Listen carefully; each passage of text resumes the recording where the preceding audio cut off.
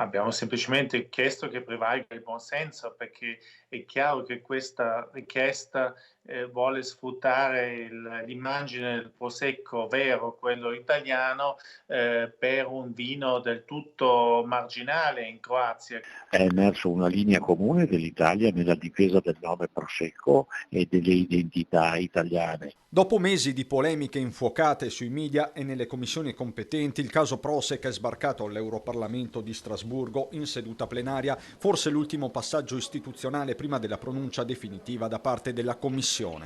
Adesso passerà nella Commissione europea, ovvero quella presieduta dalla von der Leyen, che tra qualche mese deciderà se accogliere o non accogliere la domanda che i croati hanno presentato. Commissione che per il momento non scioglie le riserve che per bocca della commissaria all'uguaglianza Elena Dalì, in sostituzione della collega all'agricoltura, ha comunicato che sono 12 le opposizioni arrivate all'istanza di riconoscimento del vino dolce croato che a loro volta saranno girate alla Croazia, così come le risposte di quest'ultima verranno inoltrate all'Italia. Una vicenda scandalosa da chiudere subito, tuona da Venezia Luca Zaia, forte del sostegno di un fronte trasversale a partire dal Friuli Venezia Giulia. Tra i tanti motivi di un secco no al Prosek, aggiunge Zaia, c'è una riserva del nome con un decreto del 2009 che firmai quando ero ministro, riconosciuto dall'Europa, e c'è il pronunciamento dell'UNESCO che nel 2019 ha dichiarato patrimonio dell'umanità le colline del Prosecco di Conegliano Valdobbiadene. Ad appoggiare l'Italia diversi paesi europei, a cominciare dalla Francia, quella che accanto al nostro paese rischia di più, afferma lo stesso Gian Antonio Darè,